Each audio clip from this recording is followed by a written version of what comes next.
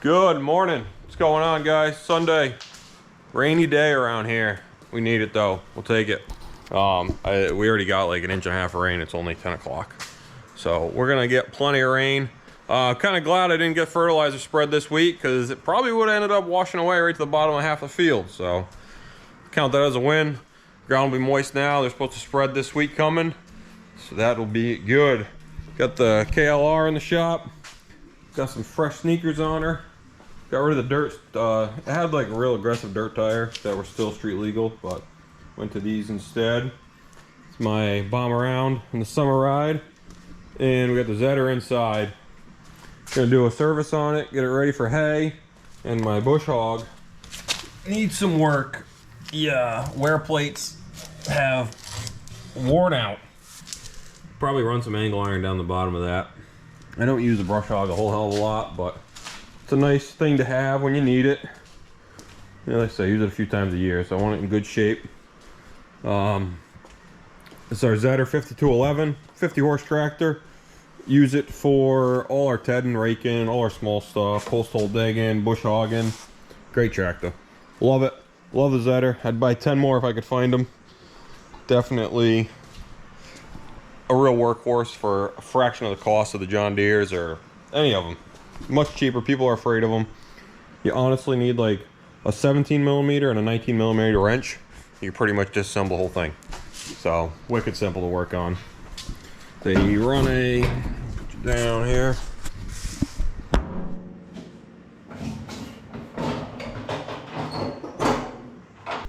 Little 3-cylinder, non-turbo, liquid cooled at least. Zetor engine. Simple. Everything's so basic. Quick story. So last year, I think it was probably the year before, that injector pump went out on me. So I actually have a phone number to Zetor North America, and they have like 3-4 guys that are Zetor professionals. They know everything about them. Every minor detail, they know it. So I call them up. I'm like, hey, I got this 5211. This is what's going on. They told me what I needed. They said, send us the injector pump. We'll get it rebuilt, retune it, send it back to you. I was like, all right. Send it in the mail. Got to them. I think it was 2 weeks later. It's back at my doorstep. No charge at all. They didn't charge me for anything. They shipped it back for free and everything. The only thing I paid for is the delivery to it. So pretty unbelievable. When I called them up to, you know, figure out my bill and everything, said, we built Zetors to last forever, and this one's on us. So shout out to them. Big fan. Can't think of the guy's name that works for Zetor, but honestly, every time I call him, I get the same guy. Walks me through. The one downfall with these things is they use a slave cylinder for the clutch and the brakes. Same exact slave cylinder on both sides, so they're pretty universal. But they're right here. So this rubber gasket, not really a rubber gasket, that's like a rubber end. Dirt, debris, moisture gets up there, and they get rusty. And, you know, I don't use it every day, so it sits around for a couple months. The rust in there gets a little pitted, and it messes up the slide. But I honestly keep them on the shelf now just because I know once a year, probably have to throw one of those in, but 10 minutes, boom, she's fixed. Wicked good on fuel. Said no problems at all. Love the Zetors. But today we're gonna drain the oil, drain the I think I have both fuel filters, change that got a little bowl here with a little screen, clean that out, and just give it a once over, grease it up, should be good to go, and we'll tackle this brush hog. So thanks for watching. If you like my videos, don't forget to like them, hit the subscribe button, and we'll get started. Oil's draining out. I never have problems with parts on these. I wouldn't be afraid of buying one just because you think you're not going to get parts. Online, they're pretty readily available. I actually have a dealer about 20 minutes away, 25 minutes away. Oh, nice filters. Had these on the shelf from last year. Try to keep everything in stock, so when I need it, I can just do it. I don't have to wait for parts. And I also have the hydraulic filter. So we're going to do them all. While we are here, oil's starting to slow down. I'll pop those fuel filters off. the all 16ths on it. See if we can't get it behind that filter.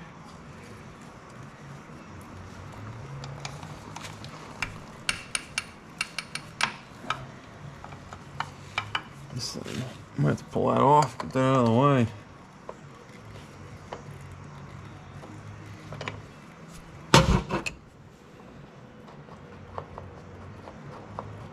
Probably going to be a pain to get started. It does have a hand primer right here, which does help. Try to keep that high enough so it doesn't leak out everywhere.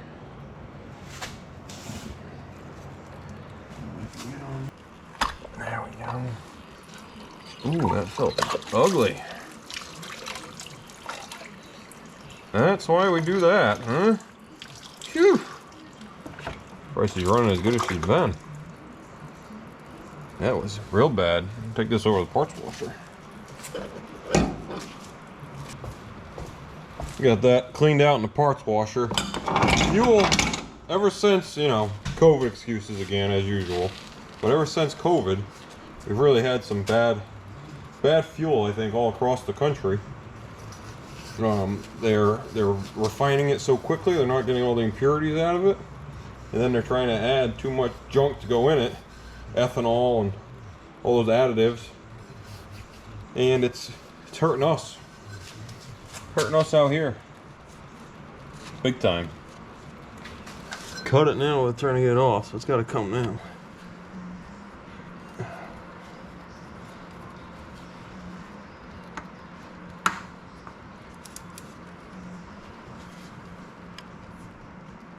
A smaller pick, I guess. Slide it in there. Got it. Whew, the thing was in there. Oh, one of those new one up, a little assembly lube. A little oil would probably do the same thing, but this is a little extra tacky. I should hold it in place a little better when you're working vertically like this.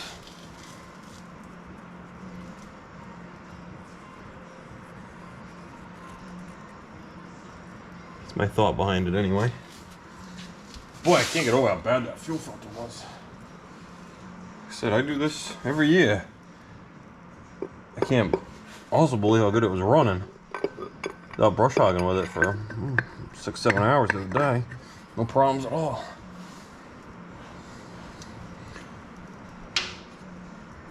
New copper washer. And it rolled away. Slide this up here. Always have trouble finding the hole.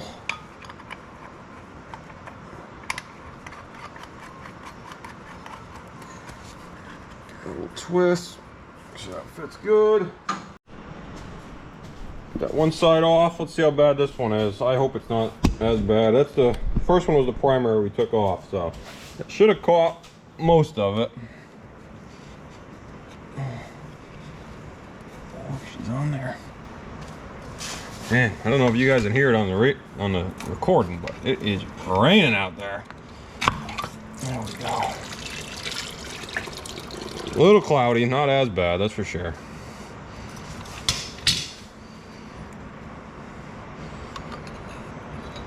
Yeah, bunch of shit in that one too. You guys can see that, but not good. Boy, might have to switch filters a little earlier here. Parts washer is definitely one of those things that you they're kind of expensive to buy once you get started, but the fluid in them is really what's expensive. I think I paid $100 for that one. It's a 35 gallon drum one. Safety clean. I bought a second hand, like I said, paid about $100. The shit that goes inside of them, the cleaning, the solvent, that's what gets expensive. It's like $50, I think, for 5 gallons. And you know, you need 15 gallons just to get it half full to get the pump to work. But saves you from a bunch of cans of, you know, I would have used probably 3 cans of brake clean to get this clean. Could have put in a little gas, I guess, but when you smell like gas. And we'll go from there. But I'm gonna throw this other filter on, put the drain plug back in, and then we'll go to the other side. Alright, filter's back on, glass bowl back on, just started priming. Gotta pull this out of there. Little bleeder screw. And you just pump until you fill her up. Filling up both those filters, so it's quite a bit of fluid pumping. There she goes. Alright. Cap that bag off. One more. Oh yeah, good now. Tighten that up.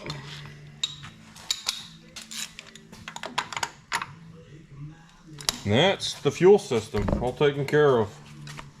Double check, no leaks. Looks good. Now we'll use a little brake clean.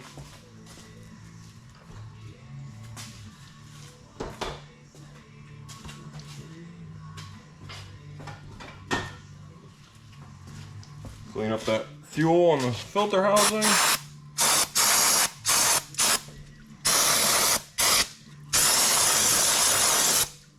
Now you'll know for next time if you got a leak. Yeah, on this side, copper washer on top. Take that bolt out, take that nut off on the top, both sides. These drop down, and I'll show you what the inside of that looks like. Seen anything like it until I owned one of these, so I'm not sure if you guys have either. Leave it in the comments if you're a Zetor fan or not. A lot of people knock them, but not a lot of people own them, so you should try them before they knock them.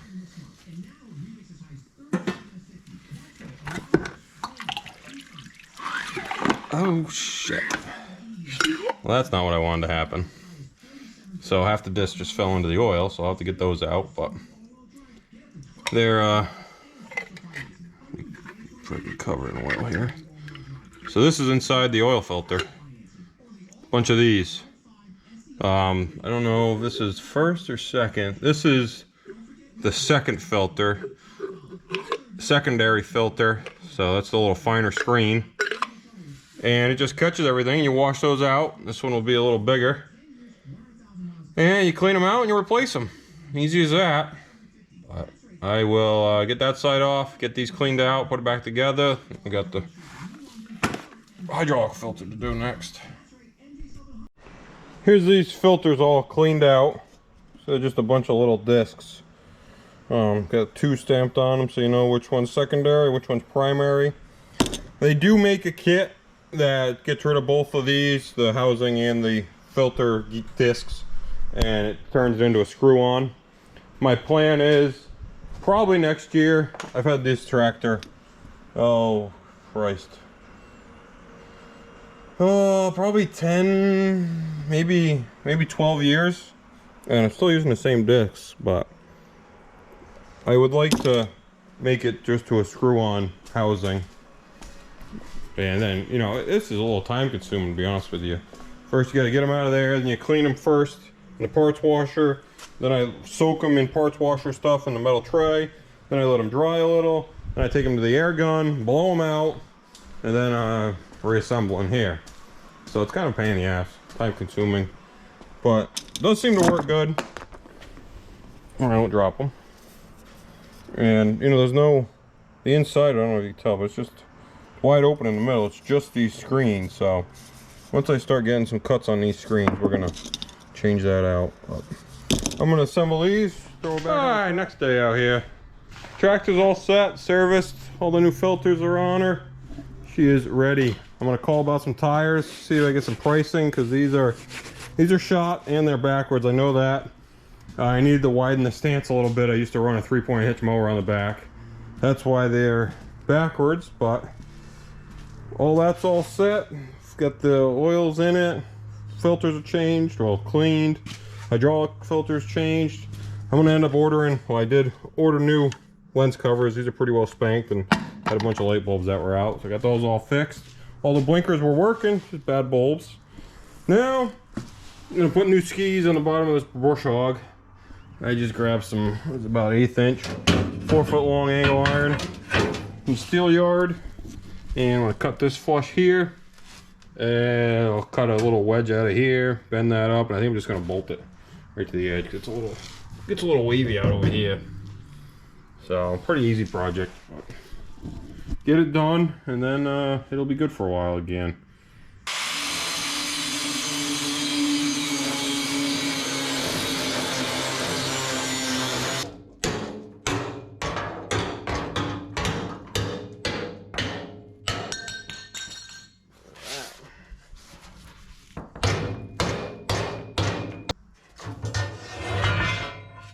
Just because the way these edges are getting pretty warped, I don't want them to get any worse. So bend that in a little bit, fold that up, and it should be in pretty good shape.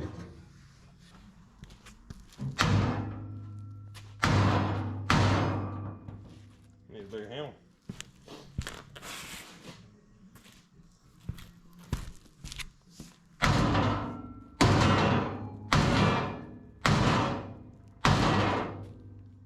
Pretty close. Always struggle trying to cut pies out of metal like this, you know. Always seem to end up taking too much, so when you fold it, you got a gap, you got a weld. Hopefully, taking the time a little bit and be able to get it first shot. That's where I want the bend, and that's the bend I need. So I'm going to cut it straight up and down here, and just take a small, probably about half the size of that. I don't know if there is a way to figure out what I need to remove. Drop it in the comments, let me know. I seem to be doing this, you know, trying to take pies out to get angle iron to bed pretty often, and I don't really know what I'm doing, so I just kind of wing it and make it work. And if I cut it too big, I just fill it with weld. So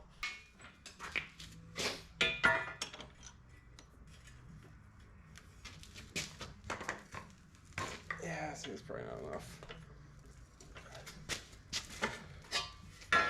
Nope. So I gotta cut off a little more here, get that point up a little further. Took it. Now you can see that's gonna go right here, slip right over. Gonna bolt that going right down, and it'll be nice and strong. All right, skis are on both sides. Looks pretty good. This side too.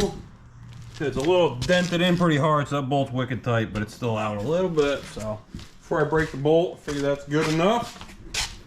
But to fire this thing up, this little hand primer here, a couple pumps. I filled up those fuel cartridges, so they should be good. It should fire up hopefully decently.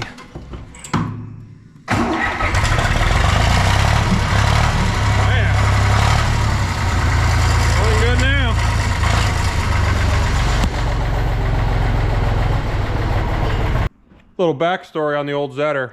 Probably, I think it was about 14 years ago. I was 17, 18 years old. And it's the first tractor I bought basically the first tractor I bought for myself. I had some help buying another one. So this is the first one that I bought after making a little hay. This thing ran a Kuhn GMD. It was a 650 or 750. 7-foot disc spine. 3-point hitch model, ran right off the back. And did all my baling, all my raking, all my tedding, pretty much everything. That was the main workhorse that I was running. Only doing probably 20 acres of hay if I was lucky. And it's funny because I actually have our old 311. A buddy of mine bought it for parts. And this was the first square baler I had. Put probably, I bet you 100,000 bales through this thing. And she got thin on me. Not much left to her.